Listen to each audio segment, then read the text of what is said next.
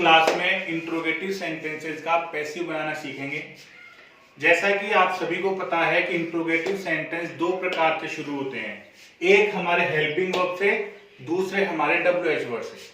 जैसे ही हम ये जानते हैं कि पैसिव वॉइस बनाते समय हम वाक्य के टेंस में और उसकी बनावट में कोई बदलाव नहीं करते हैं, ठीक उसी प्रकार यदि हमारा एक्टिव वॉइस हेल्पिंग वर्ब से शुरू है तो उसका पैसिव वॉइस भी उसके द्वारा या आवश्यकता अनुसार ली हुई हेल्पिंग वर्ब से ही शुरू होगा। जैसा कि यहाँ पे पहला सेंटेंस है, डू यू रीड इंग्लिश। अब हमें इस सेंटेंस का पैसिव बनाना है तो आपको पहले चार्ट में बताया गया था कि यदि आपके पास डू डज आ जाएगा तो वहां पर उसके हेल्पिंग वर्ब के रूप में पैसिव बनाते समय इज एमआर का प्रयोग हम करेंगे। तो आपको यहाँ पे ये देखना है कि सबसे पहले ऑब्जेक्ट क्या है, उस ऑब्जेक्ट के अनुसार डू डज के स्थान पर इज एम आर में से कौन सी हेल्पिंग वर्ब आएगी। आपने यहाँ पे देखा तो जैसे ही हेल्पिंग वर्ब हमारे पास आ गई तो आपका ऑब्जेक्ट नंबर 4 पे चला गया। इस ऑब्जेक्ट के अनुसार हम यहाँ पर जो भी हमारा पैसिव होगा उसे इज से शुरू कर देंगे। इज के बाद जो पहले हेल्पिंग वर्ब आ जाएगी, उसके बाद में हम वहां पर जो भी हमारा ऑब्जेक्ट है, तो यहाँ पे ऑब्जेक्ट इंग्लिश है, उसके अनुसार इज लगा दिया। अब वर्ब थर्ड फॉर्म का यूज हमें करना है। जैसा कि आप सभी को पता है रीड की तीनों फॉर्म एक समान होती हैं, इनके अंदर कोई परिवर्तन नहीं होता है, तो वो हमारा ऐसे की ऐसे आ गया। अब यहाँ पर हमारे पास सब्जेक्ट के रूप में बच गया यू। यू के साथ जब ऐसा सेंटेंस बना रहे हैं, तो पैसिव बना रहे हैं, तो जो भी हमारा सब्जेक्ट होता है वो बाई के साथ में वाक्य के अंत में चला जाता है। ठीक है, ऐसा ही दूसरा सेंटेंस देखिए, यहाँ पर आपके पास सेंटेंस है does she write A novel. अब जैसा कि हम देखा कि डू के साथ डज आ रहा है यहाँ पर, तो जब डज आएगा तो वही हेल्पिंग वर्ब इज एमआर हम काम में लेंगे। तो जो हमारा ऑब्जेक्ट होगा, यहाँ पे ऑब्जेक्ट है ए नॉवल, ए नॉवल हमारा ऑब्जेक्ट है, इस वजह से हमने यहाँ पर इज से वाक्य को शुरू कर दिया। तो उसके बाद जो भी हमारा ऑब्जेक्ट है, ऑब्जेक्ट ए नॉवल है, ए नॉवल लिख दिया। राइट हमारे पास वर्ब फर्स्ट फॉर्म दी हुई है, पैसिव बनाते समय हमेशा हमें थर्ड फॉर्म की आवश्यकता होती है। तो ऐसी स्थिति में हमने यहाँ पर राइट की थर्ड फॉर्म रिटर्न का यूज कर दिया। सब्जेक्ट हमारे पास शी है, जो ऑब्जेक्ट के रूप में बाई के साथ हर बन जाता है।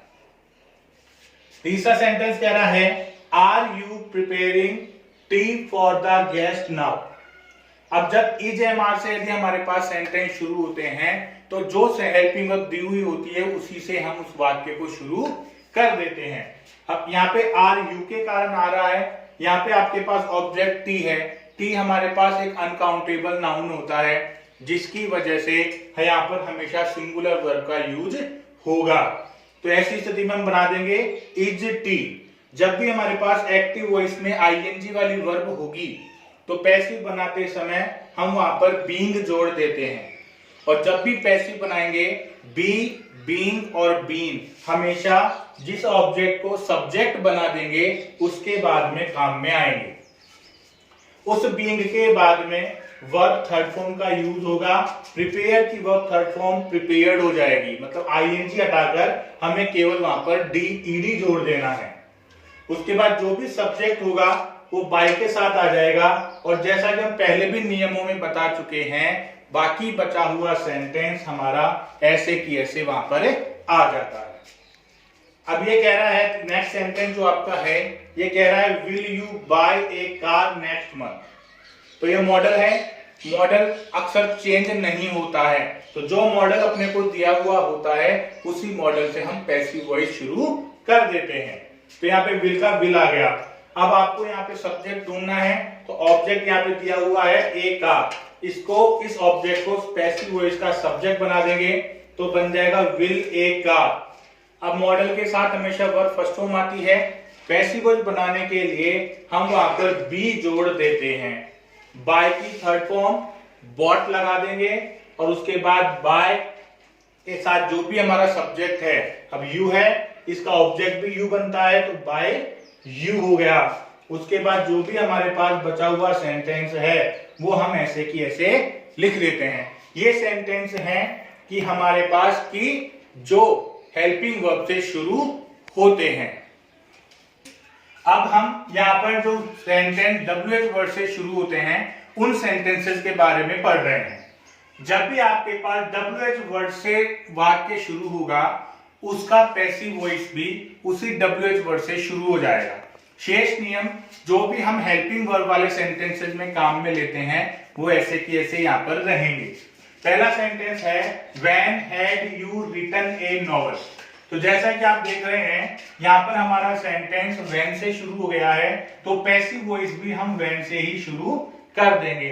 इंट्रोगेटिव सेंटेंसेस में हेल्पिंग वर्ब हमेशा साथ में रहेगी WH वर्ड के। तो यहाँ पे हेड आ रहा है, हेड ऐसे की ऐसे यहाँ पर आ जाएगा। जैसे ही हेल्पिंग वर्ब लिख देंगे, हेल्पिंग वर्ब के बाद में हमें पैसिव वॉइस का सब्जेक्ट चाहिए, जो एक्टिव वॉइस के ऑब्जेक्ट को हम बना देंगे।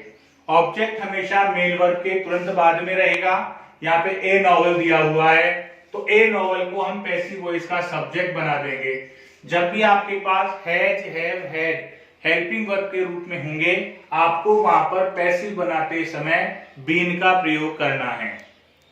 जैसा कि आप सभी जानते हैं हैज, हैव, हैड के साथ वर्ब थर्ड फॉर्म का प्रयोग होता है और पैसिव वॉइस में भी वर्ब थर्ड फॉर्म का प्रयोग हमारे को करना होता है।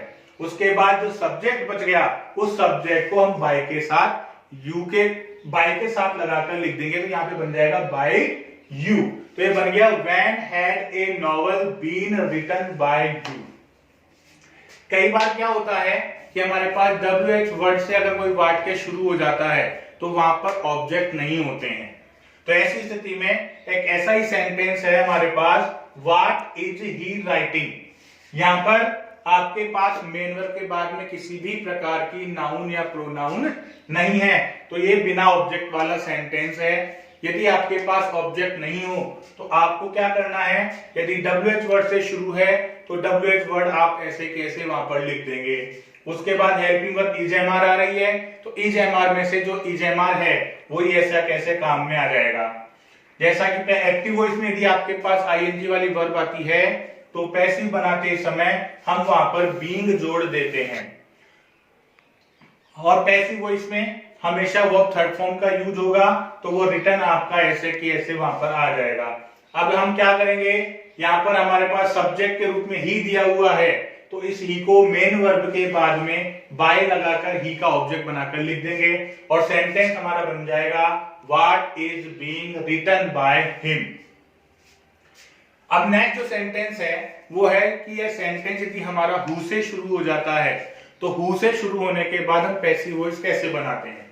यदि हमारे पास एक्टिव वॉइस हु से शुरू होता है तो पैसिव वॉइस बनाते समय हम उस हु को बाय हुम में बदल देते हैं। शेष नियम जो हम हमारे इंट्रोगेटिव सेंटेंसेस के होते हैं वो ऐसे कि ऐसे वहां पर काम में आते हैं। हमारे पास सेंटेंस है हु टॉट यू इंग्लिश। ये हमारे पास डबल ऑब्जेक्ट वाला सेंटेंस है, तो इस सेंटेंस को हम दो तरीके से बनाएंगे। तो पहला तरीका है कि हमने यहाँ पर यू को, यानी जो पहला ऑब्जेक्ट आ रहा है उस पहले ऑब्जेक्ट को हमने सब्जेक्ट बनाया। तो जैसे हु आ गया, हु आने के कारण हम इस पैसिव वॉइस को बाय हुम से शुरू कर देंगे। यहाँ पर टॉट सेकंड फॉर्म आ रही है, सेकंड फॉर्म जब भी आपके पास में आएगी आपको हेल्पिंग वर्ब के रूप में वाज या वर का यूज करना है। तो यहाँ पर यू को सब्जेक्ट बनाने के कारण वर हमने यहाँ पर यूज कर दिया, क्योंकि इंट्रोगेटिव सेंटेंस में हेल्पिंग वर्ब हमेशा सब्जेक्ट से पहले आएगी।